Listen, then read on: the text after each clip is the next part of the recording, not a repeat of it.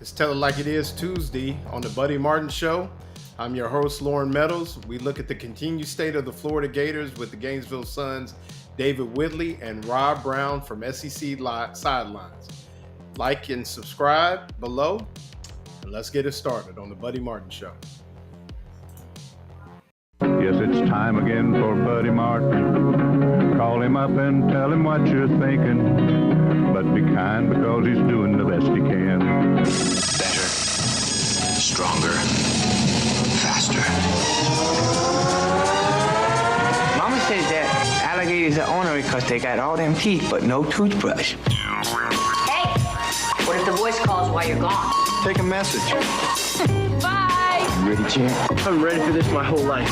I'm incapable of small talk. But that's why you love me, right? Kind of intimidating to be in the presence of so many great athletes.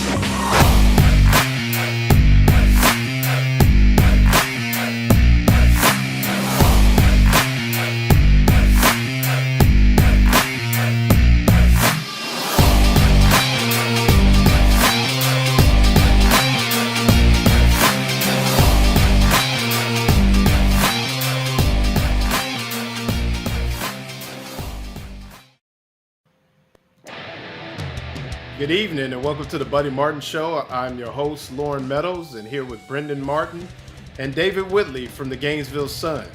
The Florida Gators kind of took on a national flair as Paul Feinbaum and Desmond Howard as well weighed in on what the state of the Florida program is. Some controversial but maybe over-exaggerated comments by Billy Napier. We're going to dive right into them with the Gainesville Sun's David Whitley. How you doing this evening, David? Better than a lot of people in Gainesville. Yeah. It was, we both were at the press conference on Monday, and, it's interesting. Obviously it was Labor Day, so I had some time on my hands, and I want to make sure that I made it over to the Hefner Center, just like yourself, to kind of see what the aftermath was. In Saturday's press conference, Coach Napier kind of expressed, hey, let me take a look at it. We'll look at it on film. Obviously recognized how embarrassing the loss was, how poor the team played, how bad they looked. But after that view and looking at the tape, it's kind of like we're kind of still here, and the boo birds are out. And then we had the comment. And, what I would probably term as a generalization of just the state of, everybody has an opinion. Everybody thinks they're the expert. We do that on this show here, but you were there as well, David. So what was your thoughts on the press conference and what you observed, what you heard, and just where the state of the football team is right now? Basically, listening to Coach Napier and the select players that we had yesterday. I thought that it went pretty much as expected. He went up there and said, yeah, we got work to do, blah, blah, blah. And the first question in everybody's mind was, of course, Mertz. And he quickly sort of quieted that, saying they're not going to discuss injuries till Wednesday because of trying to get their injury report situation down from Wednesday through the SEC, which has a new rule on debating it. But even if that wasn't an issue, fact is nobody knows if Mertz is going to be ready to play. I doubt, because he's in, concussion protocol, which is, everybody, it's almost become everybody knows what it means. 5 of you go, what is protocol? Now, it's a very specific set of benchmarks that a guy has to meet before he can even, start practicing, blah, blah, blah. And, based on what, even though every concussion is different, it's rare that a guy who's in concussion protocol is back the next week. They usually err on the side of caution, it seems like. So I would be very surprised if Mertz is there. But anyway, so he cleared that up, and then we moved along, and it was going pretty much as expected. And then he gets to those words that you mentioned, and the minute he said it, I almost want to go. I said, he has inadvertently stepped in it because of there, and I call it, because I'm going to write a column on this. I call it Napier derangement syndrome right now. Explain that to us, sir. Well, is that NDS? Yes. Yeah. Enlighten us Enlighten us, doctor. Yeah. The actual origin was, I don't know if people know, there was a famous political commentator, Charles Krauthammer, for the Washington Post, quite prominent. In 2003, he coined the phrase Bush derangement syndrome for George Bush, and Krauthammer was also a trained psychiatrist. So he was a smart guy, and he knew what he was talking about when it comes to mental conditions. And at that point, I mean, he was also a conservative. So he said, it's the kind of thing where anything Bush does, it doesn't matter. The other side is going to react hysterically and with paranoia, thinking that and think the worst of it.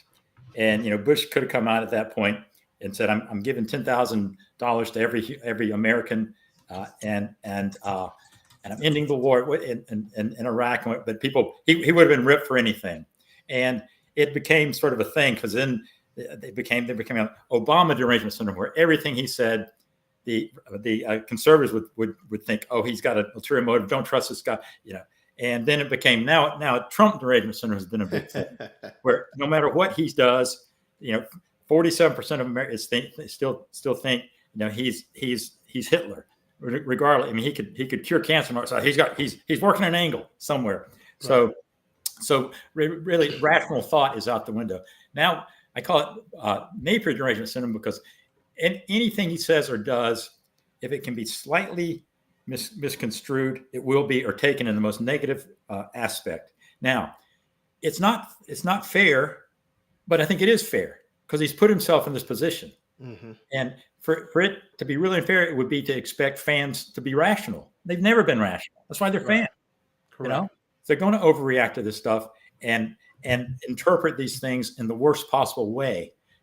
They're mad, and rightfully so.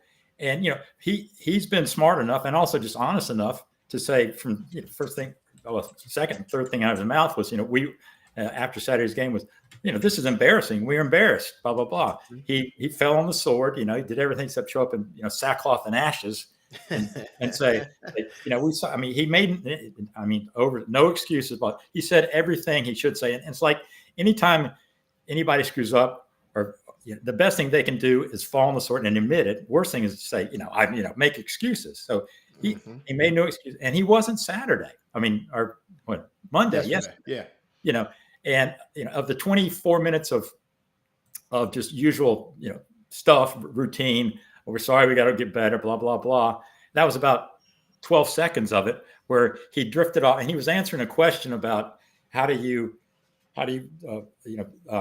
withstand the noise and keep kids focused, and it was really like he answered 2 or 3 of those questions. He was actually going back referring to a previous question that I think Edgar Thompson had asked about, because Edgar said, how do you keep all this stuff out? And he said, well, you just gotta, we're working on what we can do, blah blah blah, and we can't worry about what some guy in a basement in Central Florida is saying, but the thing is, that's what you saw on the YouTube clip, the X clip, which got 1 million views. It cut off right there. His next sentence was, I don't know the purveyor. We deserve to be criticized. There's a reason for it. So, right. It was in a way taken out of context. But to expect better would be to expect this fairness in this whole thing. And fairness, fairness ain't got nothing to do with this anymore. Right. Yeah. Well. People are just pissed. Yeah, I think that, and I hear you, and I'm with you too. And this is something I want to put to bed after this next kind of point we're making is, it's one thing for it to be said to local media like ourselves and things like that. But I was kind of shocked, and you tell me as well, if at this point in the season and the way things are going with a lot of other things to talk about in college football, I was kind of surprised to be this morning watching Get Up and hear Paul Feinbaum, well-respected journalist, and former Heisman Trophy winner and Super Bowl champion Desmond Howard both weigh in on a comment that, and a lot of times, has been made by many a coach in its own way. That's what kind of surprised me the most, is that it kind of picked up some national traction with a show such as that. Were you kind of surprised by that, or is it something that? No, not really, because I know how this game works, where they're looking for content and something to do, and Billy and Florida is a hot topic right now, especially, since Feinbaum was just here, and what they saw was like what a million other people saw. I guarantee you they saw that one clip that ended with him saying, some guy in Central Florida basement. They didn't see the next sentence. Right. Where he put it, which really added context to the whole thing. So if that's all you see, you're going to think, wow, yeah, he's just down there ripping these people. Right. Like a few years ago, when there was a guy, Dabo Sweeney had some guy called into his radio or TV show, and it was like Jesse from Spartanburg. I'm Jesse from Spartanburg, and I think you don't know what you're doing. And Dabo sort of let into him, and so Jesse from Spartanburg became like everybody's hero who in the anti Dabo thing.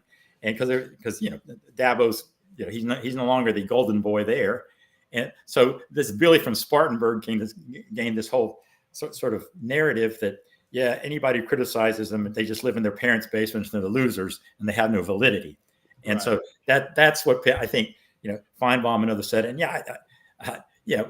I just call it's the media outrage. Well, it's basically just a social media outrage machine. Right. That's what it is. And it's like the game we used to play, telephone. You tell somebody something, and it goes around the circle. By the time it gets back to the first one, it's a totally different story almost than what it started as. It's kind of like, I got a 12-year-old, right? So it's kind of like talking to a young kid, like you're just you're going to get a version of it, right? You're going to get something that's close to the truth or whatever, and you have to kind of discern like what's what, right? So it really feels like that, right? If you're not really that emotionally invested in it, and as an adult, you can take a step back and weigh the situation and have to take a deep breath. That's not where we are with fans. And again, I don't blame them. I'd be spitting fire too. And then you get this, you're like a raging bull, and then you have this red flag, red cape waved into your face. That hey, look what now he thinks you're just some social media misfit living in a basement in Central Florida. Well, it was passive aggressive, right? It was like I'm joking, but I'm not joking, right? Like I don't even think he meant it as a joke. I think he just because I think the only joke he half made in that whole thing was when he mentioned about his first start, and he said, and I got a concussion there. In my first thing, and he sort of smiled about it and laughed as if, I was not silly. Against William and Mary. As a redshirt freshman. Yeah. I think, now he really wants to bang his head against the wall after that. So now, I will agree with Feinbaum on one thing, and then we're done. And if you talk about basements in Florida, we all know that we're basically below sea level here in Florida and all that. And one of the biggest shocks for myself being in Ohio when everybody's got a basement, is that we don't have a basement. That's why I'm doing the show from my office instead of my basement. But Feinbaum did talk about understanding the geography and Billy Napier not understanding. And obviously he meant it because obviously there's no basements in Florida. But in your estimation, David, in your opinion, does he understand?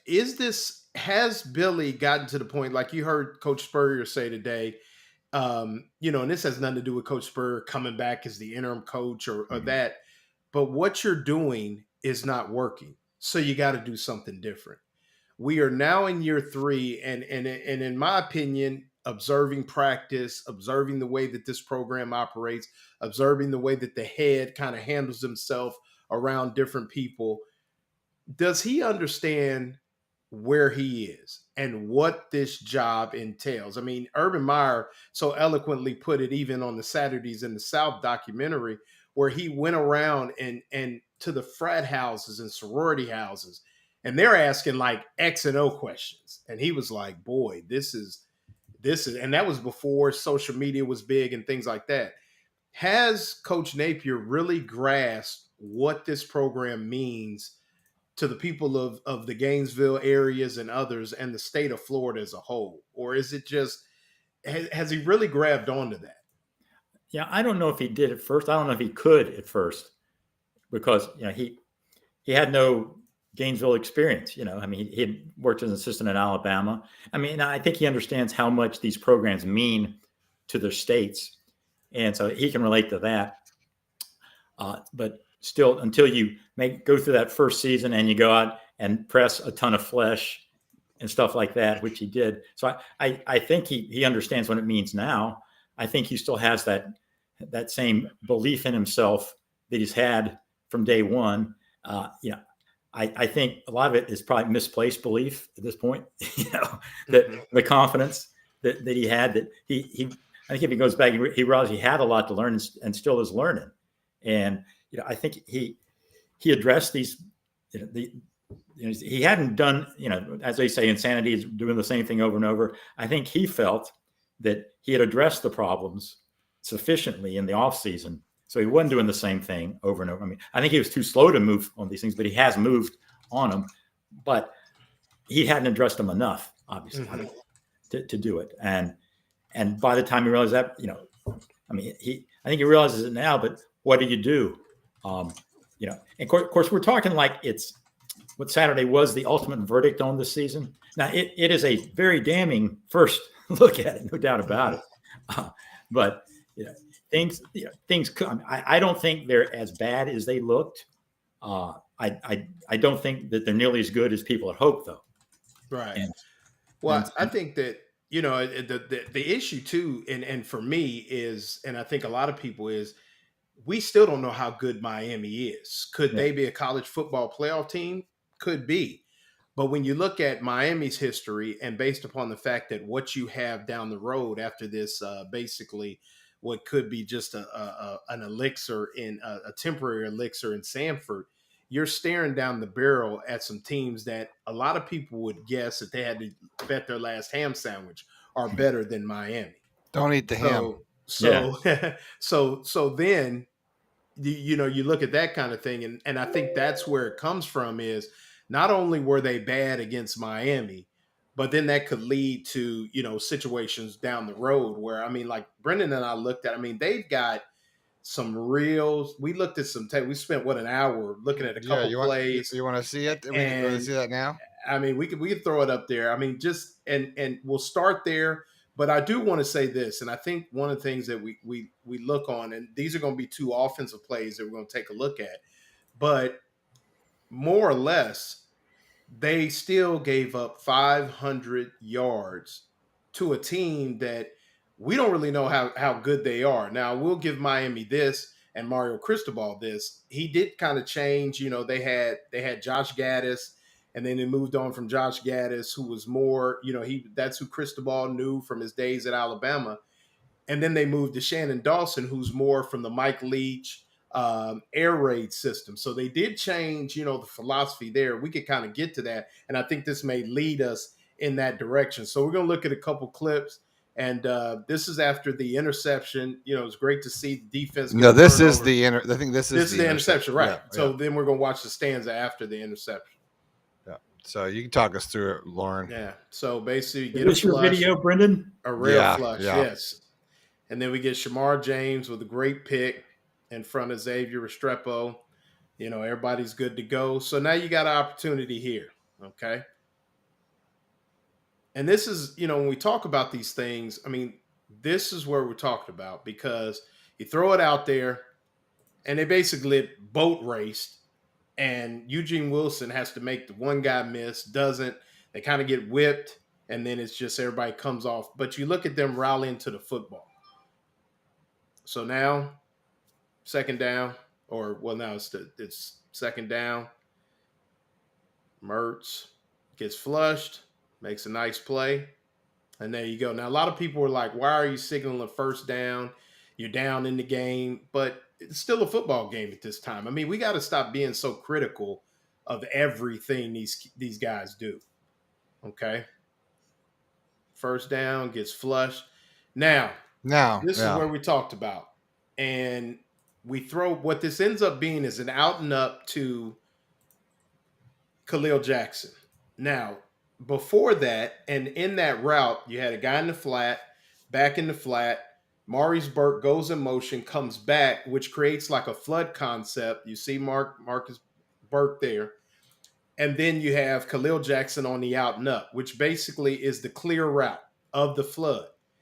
Now, if Mertz, and I don't know what Mertz saw, but he's basically got single coverage on Marcus Burke, who's bigger than the defensive back. If you put that on him, it's probably a first down and you live to fight another day, but you got to put it on him. Instead, Mertz throws the out and up. And if look at all this space here, if he throws it to the inside, kind of puts a little air on it and gives Khalil Jackson a little time. I mean, that ball was thrown about 2 feet from the sideline, which means that really Khalil Jackson didn't give his quarterback. We used to talk about in receiver play, staying off the quarterback's grass. That's that about 8 yards from wherever the numbers are, in between the numbers in college, because the numbers are a little closer to the sideline. He was on the quarterback's grass, number one. So we had that. And then Mertz didn't throw a great ball, giving Khalil a chance with the grass that he had, because he still had grass on the inside. So now we come to third down. Run it back, Brendan.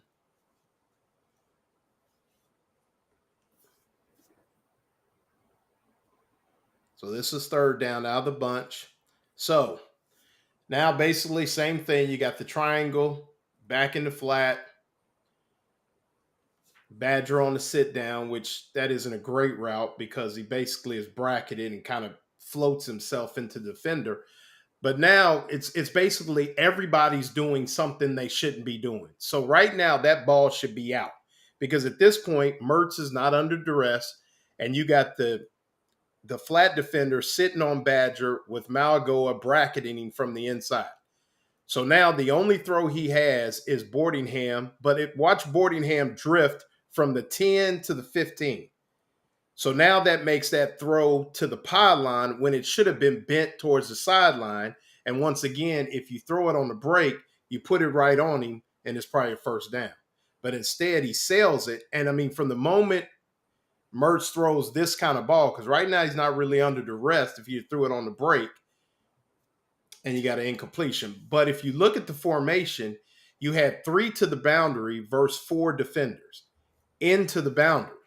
So right now you're running basically out routes. And my thing is, I don't understand where Badger, you would much rather like to see Badger maybe come across and sit down in the middle of the field to hold Maliaga to give Mertz a better read on this flat defender. And then Boardingham, knowing that right there on the break, when he hits that safety, he needs to be putting that foot in the ground with his outside foot, not his inside foot, and driving right down the 10. And if he does that, they got a chance. Now, the problem is this. The Miami defender, number 25, really should have known, okay, I've got Maliaga there. I can actually sink a little bit. And he really could have covered both plays, which makes the play design bad because he could have covered both guys and probably picked it even if Mertz throws a good ball. So you have not only bad design, I'm not going to say bad, a design that is not favorable. I don't want to insult coaches like that. That's not favorable, as well as versus a defense that's not favorable because you were 4-on-3. So, when you look at those things, it's a wonder that Billy Napier is the primary play caller. But like I talked about the other day, and you can echo this, Mr. Whitley, I've always said that they have a Monday through Thursday problem, which means they sat there, they got on the grease board, and they said, okay, on 3rd and long, this is what we're calling. And we're going to call it into the boundary. And I need to know why that makes sense. And then as a former football guy myself, I don't know what the read is there other than they were reading that flat defender. But then you basically waste a receiver because Elijah Badger's route is literally a waste route when it's into the boundary, and the safety can basically use the goal line as a second defender in a lot of ways, and the sticks as well.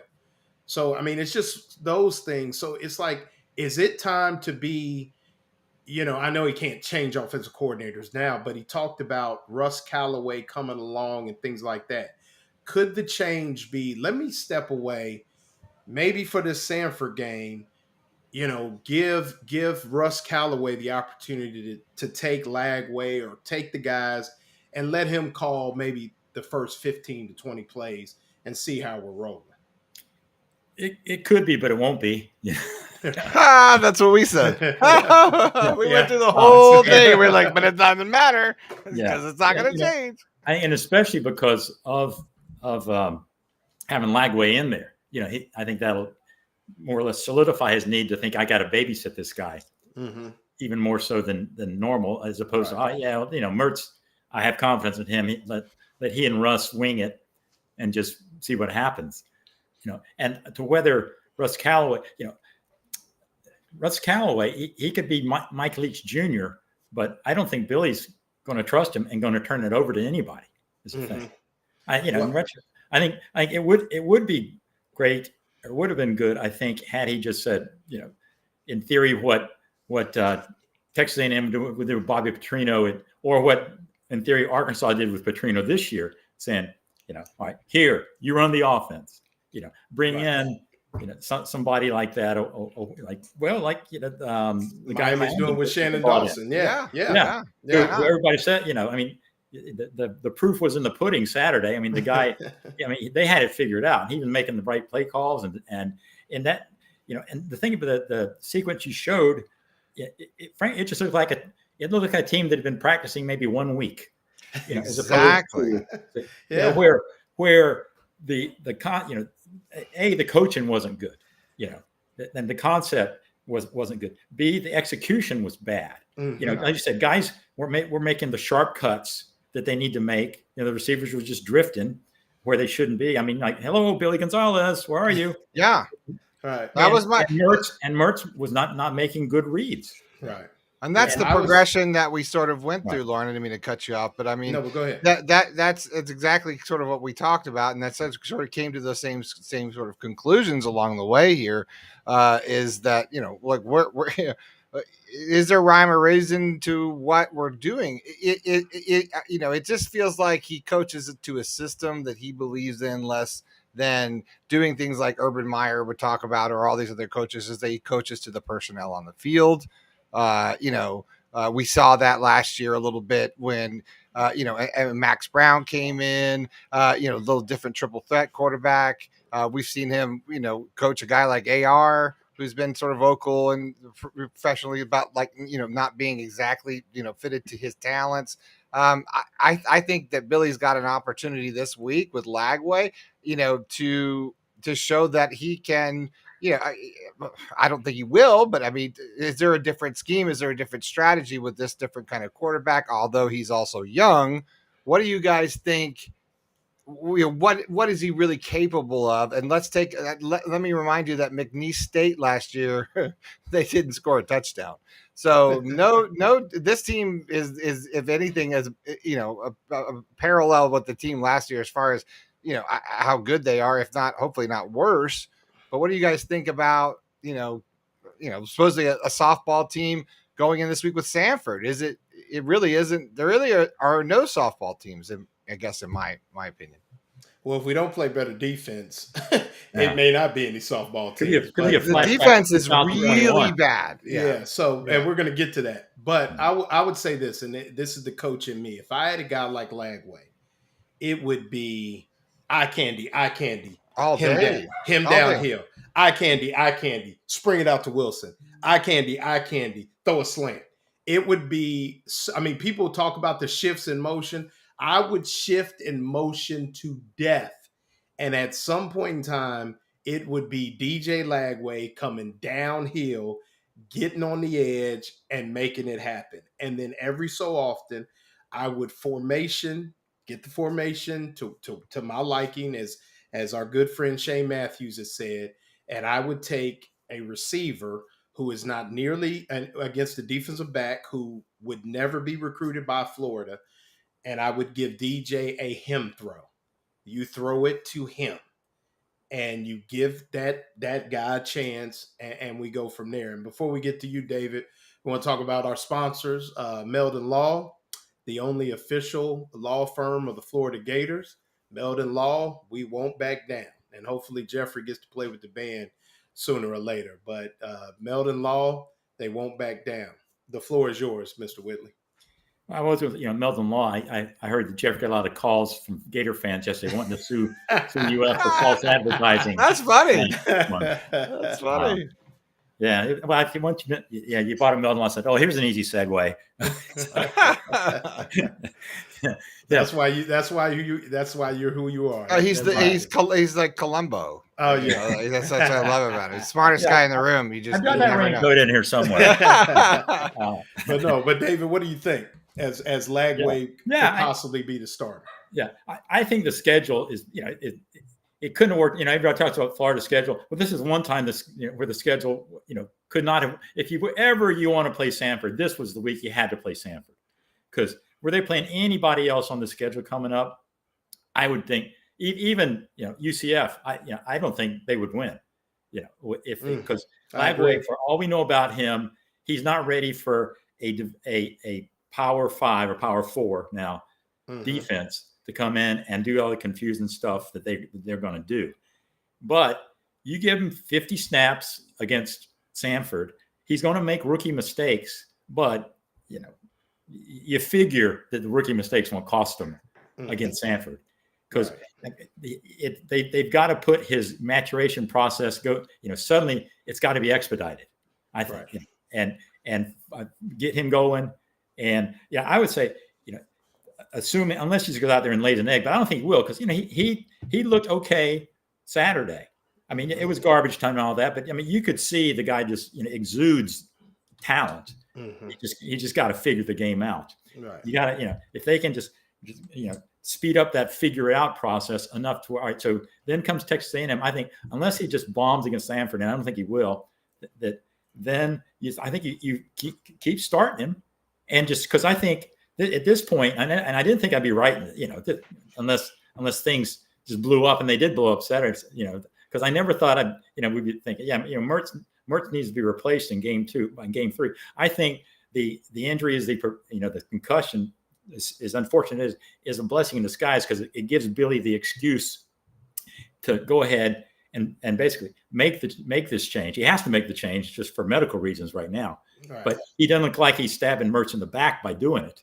So you think, I mean, here today, you think that, see, I'm not one that thinks that the change should be or will be made.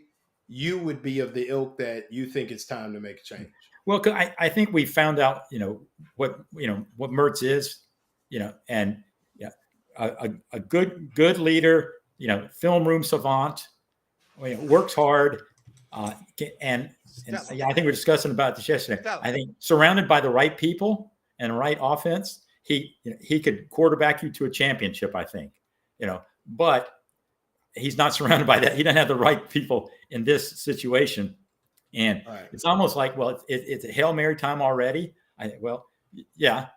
Pretty much, because you're going to you've hit your Mertz's ceiling, and we saw it last year. And I thought, he was really disappointed. I mean, it was certainly not all on him. It was the scheme, it was the protection, it was the receivers, but he was part of the problem. Right.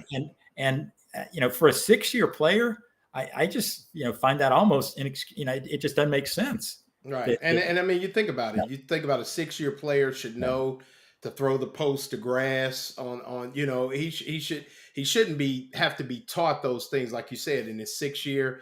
And I think you can look at it both ways, and that's great. You appreciate that, is because there's so many ways of looking at this thing, because you don't know what's going on. There is no way to know. I mean, I don't think they helped Graham Mertz at all on Saturday.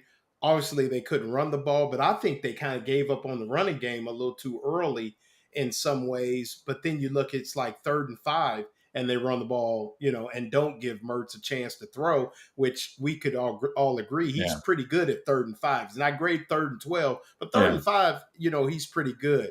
But I think a lot's been made about the offense, and we want to bring Rob Brown in. Is Rob ready to go? Rob. He's logging in still. Okay.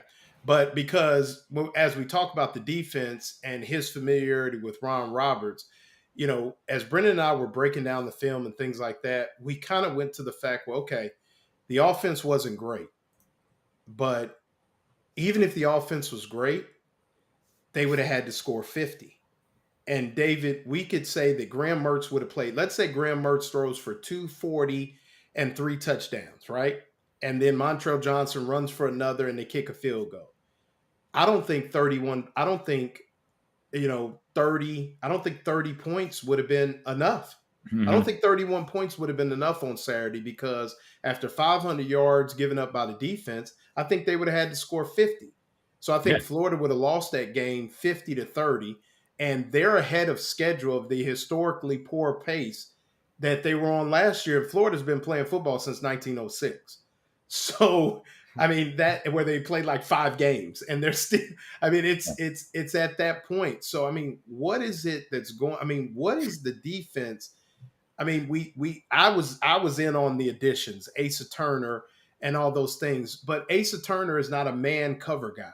He's a come downhill and strike you guy. You know, he's the guy that keeps that run from being, 10 yards, he keeps it at 3 or what have you. And it just seems like, once again, the disconnection, the linebackers are dropping into space and no one's home. They're not finding work. They're not looking. Mark Snyder, I heard him, and this was, I mean, one day I was at Ohio State practice back when Jim Tressel, and I don't know if you guys know, Mark Snyder was the head coach at Marshall, but he was the linebacker coach, and he was coaching Notre Dame head coach Marcus Freeman.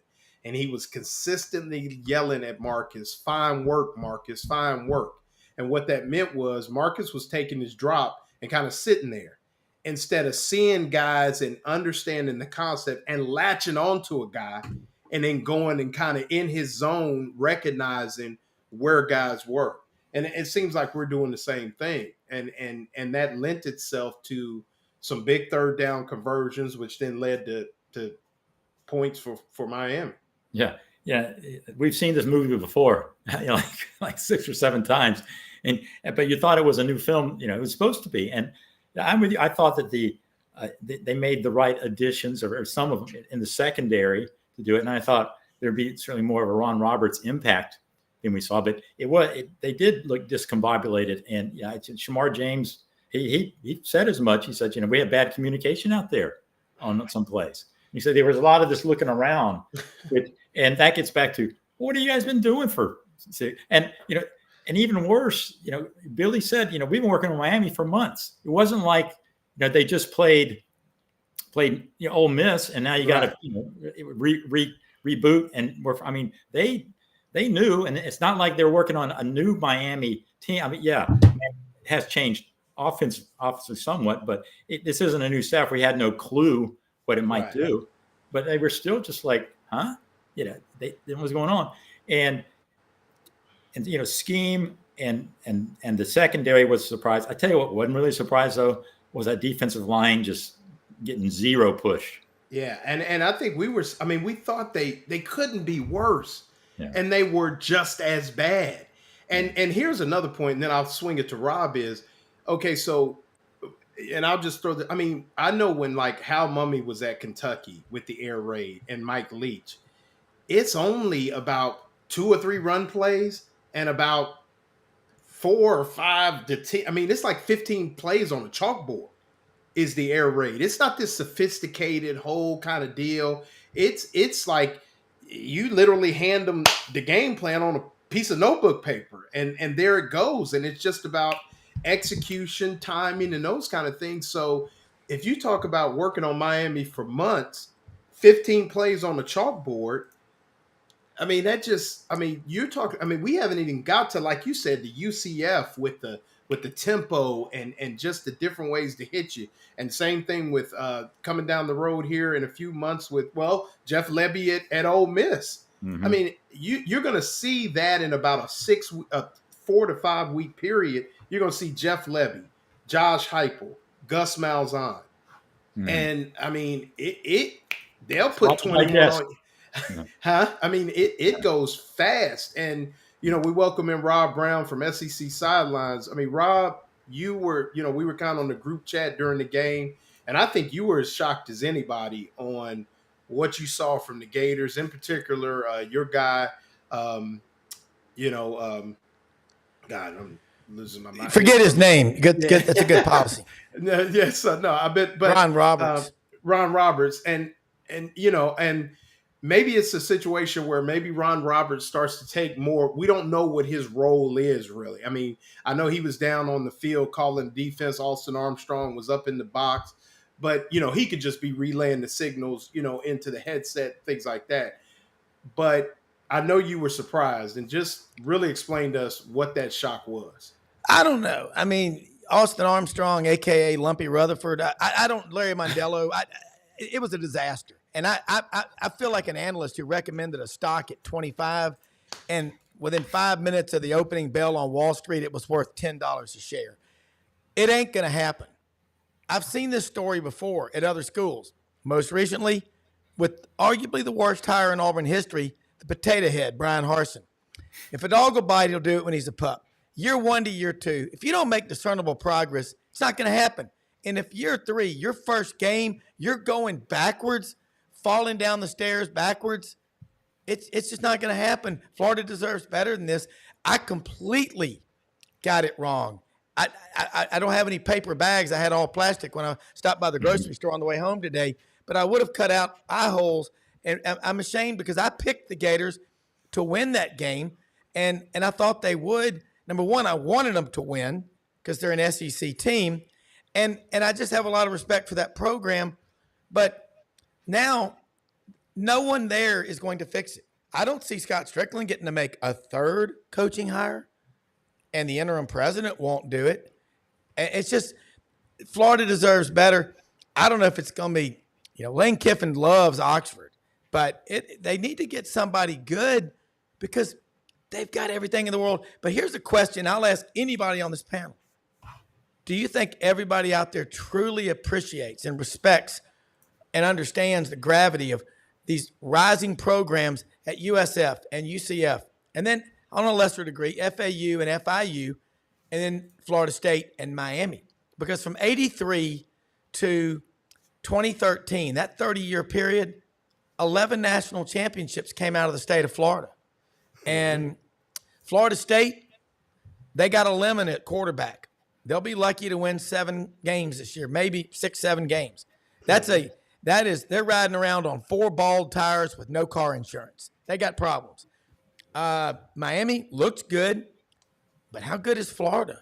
And now with December signing period, you give Knoxville maybe. I don't look.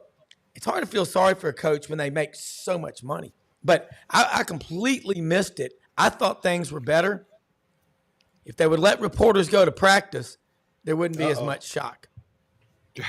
Well, I've been quiet this last couple of days for the most part, but I will say, and I'm not trying to say, I knew anything or whatever, but I just saw Utah a year ago, and I've been vocal since I was so.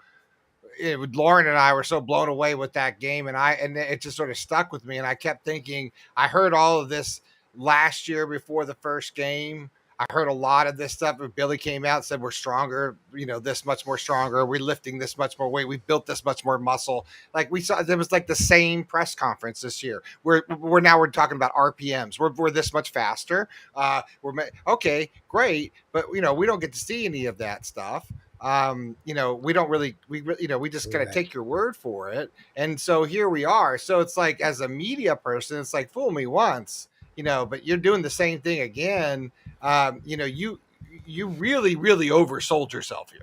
Well, where was that 22, 23, 26 miles per hour when literally Cam Ward's first scramble of the game, he literally was jogging, looking around, and then I think he could have scored, David, and then he just said, well, I'll just go down now because I want to throw a touchdown pass for my first touchdown as a Miami Hurricane. I mean, it was the one, I'm talking about the one down Florida sideline. I mean, he literally was looking around. I'm like, well, he's going to score. And I'm like, what's he doing? And he just took a knee because he was like, well, I want to throw a touchdown pass first to a 9th-year tight end, by the way. 9 years. 9 times. McCormick's been playing football for 9 years. But he was around back in Florida, was good almost. Right.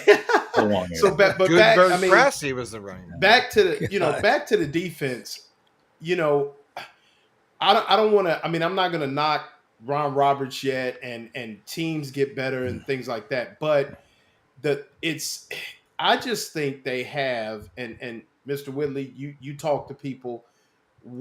Have you talked to anybody that's been at practice on a consistent basis that knows football and can speak to the tempo and tenor of the practices? Have you spoken to anybody? Do you have any sources that have any of that, or?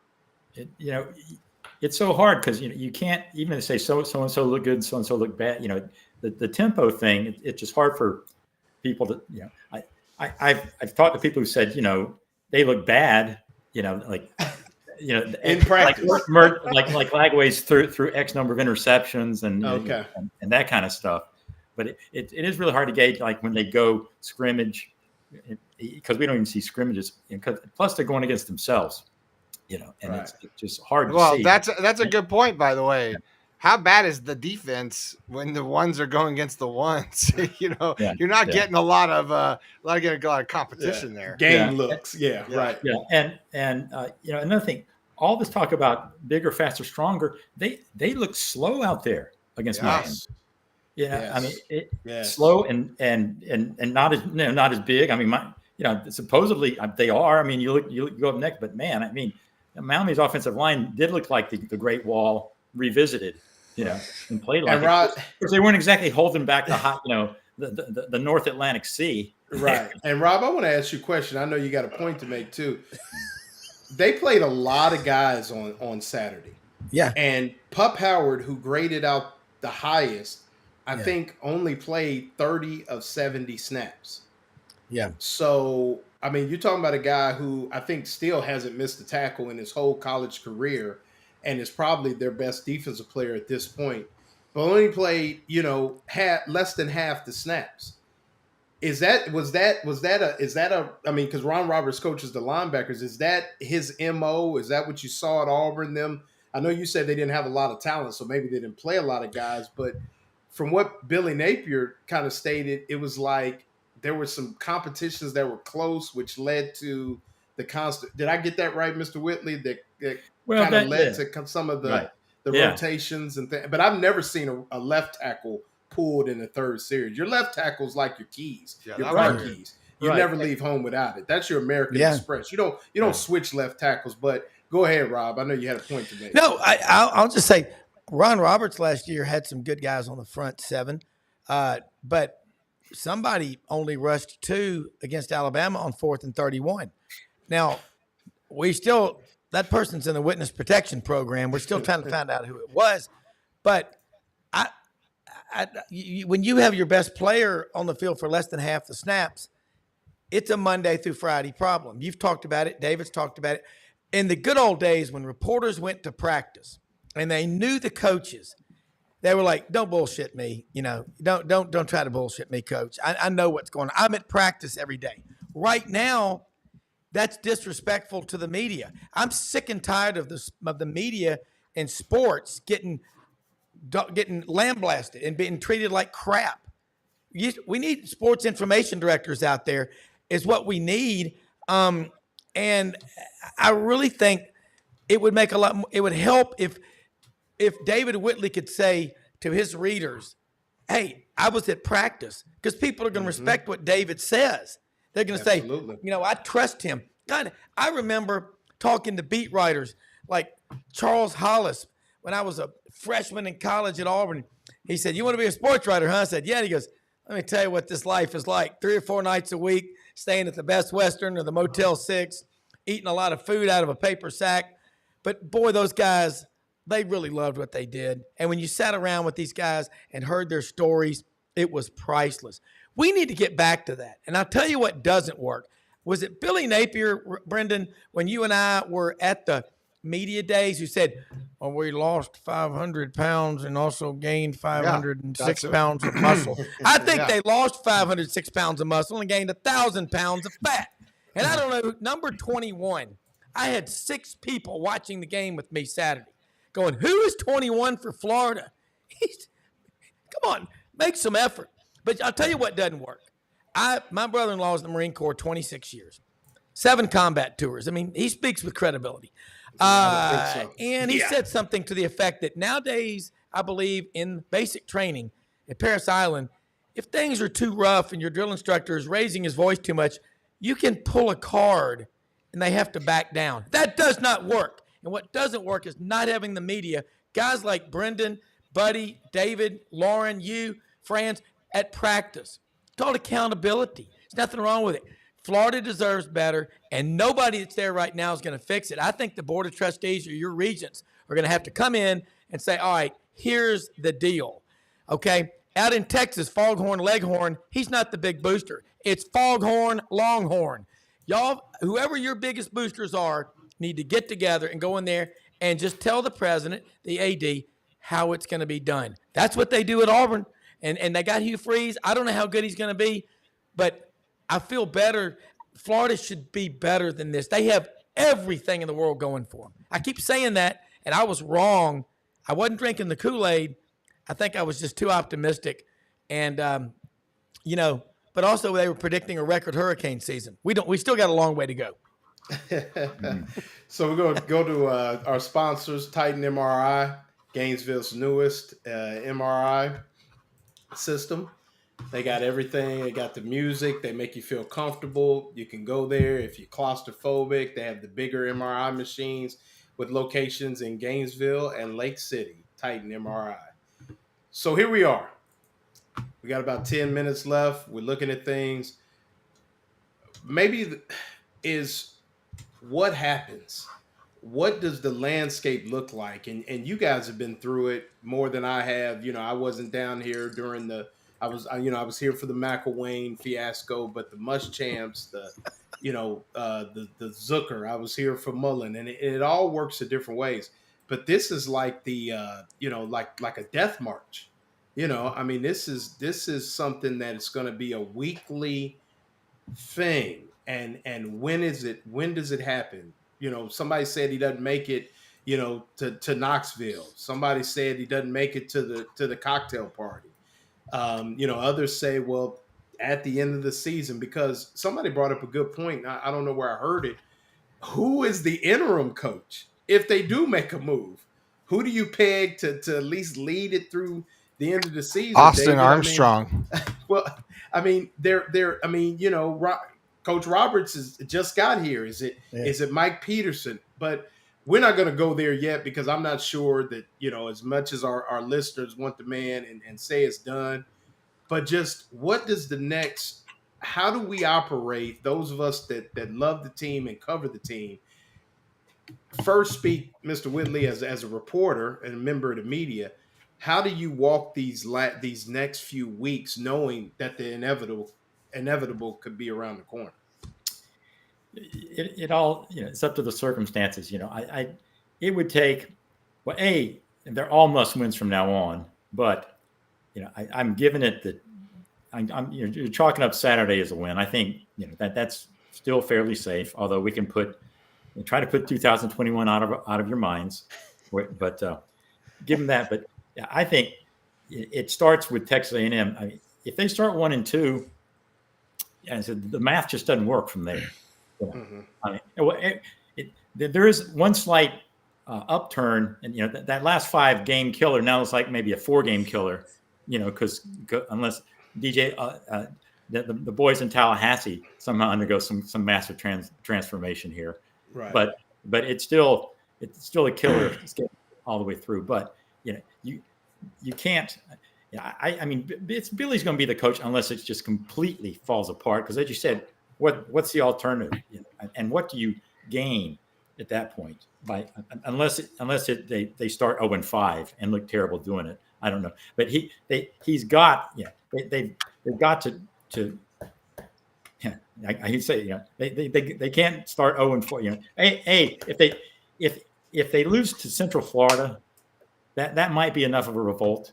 Because Rob was mentioning, do they appreciate Central Florida and what it's done? There's always going to be the we're the big kahuna, you're Central Florida, pat them on the head thing. And people remember that 2021 Gasparilla Bowl where UCF won, but Florida writes that off as that was interim coach. Mullen was gone, program in disarray. UCF doesn't look at it that way. I'll tell you what, but if they come into the swamp and beat Florida in the swamp a regular season, that's bragging rights, baby. I don't know when they're playing them again. And that's walking rights for Billy. I think that's where you really start to see that might be it. Because you can always say, all right, at least they're losing to an SEC team. People say, oh God, that's terrible, but it's not just. And it'd be bad to lose to Vandy, although luckily for them, they don't play Vandy this year, apparently, based on what Vandy did. But to lose to at home UCF again in regular season would just that might be just enough of a. I mean, the fans are, it's the French Revolution right now. Oh yeah, out there. That this would.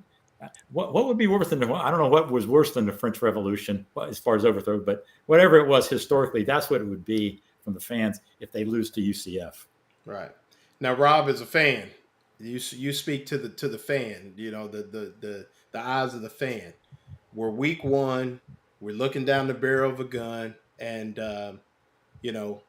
like Mr. Whitley said, it's the French Revolution, and Robespierre and all those guys are wheeling out the guillotine and ready to go. As a fan, looking at it now, and a lot of people have already, it's over. But you got 11 weeks left, 11 weekends of football left. Now what? You got to show a fight. I mean, that everybody always talks about week 1 to week 2. Well, we saw with FSU, they went backwards. And Florida, all hands on deck.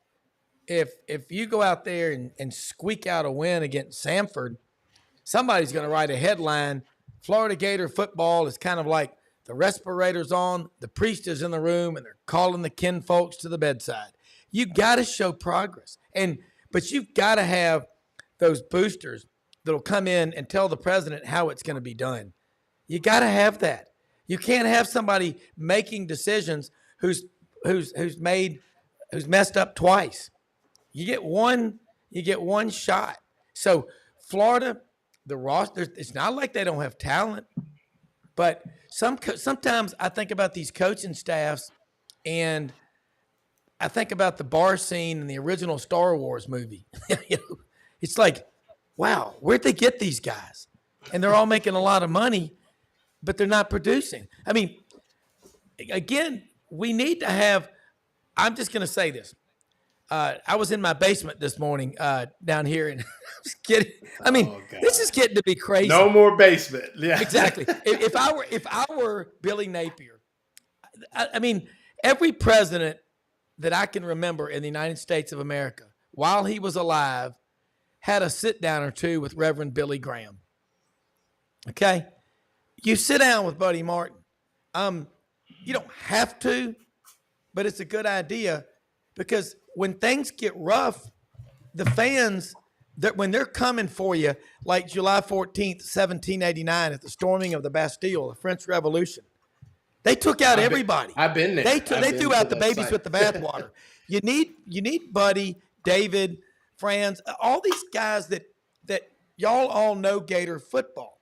Y'all know the fans, and y'all have awesome fans. That crowd, who the hell in their right mind, unless they're in love of school and love of program, would go sit in a 173-degree stadium in the wind chill? I mean, you've got everything you need. That's what drives. I'm talking with Alabama fans and Tennessee fans. They're going, how can Florida not get that right? And you know what? There's coaches out there that'll take that job, but y'all need to have a meeting, not in a boardroom, but at a round top table with no chairs. And in about 10 minutes, you get your powerful money people in there, and you'll fix this thing. No officers, no politics, all production. And I don't know who it's going to be, but man, if I was a coach, I'd crawl to Gainesville to take that job. That's just a fan's opinion. Yeah, I mean, I think that and we started the program with that, Rob, is it just seems like there's a disconnect with how this thing should operate. Mm-hmm. And, I thought coming off of Dan Mullen, who many thought was, is great offensive mind, yeah, but was kind of dull, kind of stale. It had kind of lost its luster. And then came Billy Napier, who, we hear is this great recruiter, and we saw the numbers and things like that. But to me, a great recruiter, I look at a guy like Mac Brown. Mac Brown makes you feel welcome. He knows everybody. He's shaking hands, kissing babies. And in this day and age, particularly with some of the scrutiny, I really thought that Coach Napier would be more about glad handing and doing those things. And what's sad is, if this thing continues the way it's going, and I'm only talking from a blanket statement, the Florida people, the Florida community will have never known him. He will have come and gone, and they will have never known him. Dan would kind of speak through Megan Mullen. She was Yeah. the person of the people and things like that, and really embraced that thing.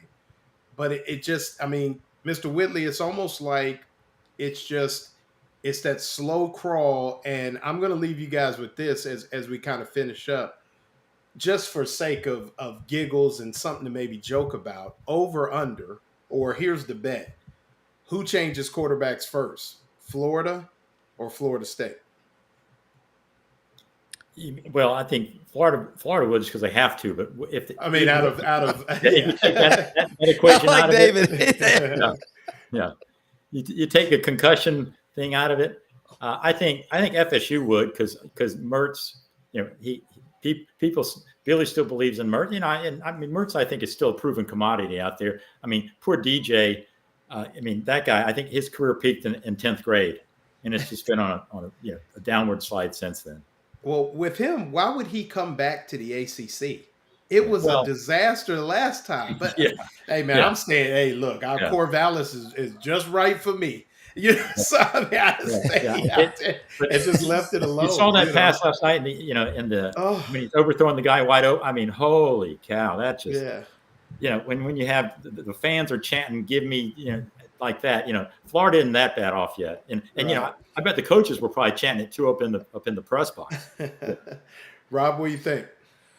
I think Corvallis, Oregon has three things going for it. It's where they filmed Animal House. One Flew Over the Cuckoo's Nest was filmed right outside of there. And number three, all the Freddy Krueger movies were filmed out there. Other than that, it's a nice place to be. But I think Florida has a better quarterback. DJ, I mean, again, I say it a lot. If a dog will bite, he'll do it when he's a pup. He was 3 years at Clemson, 1 year at Oregon State. And at Florida State, I watched Mike Norvell get more.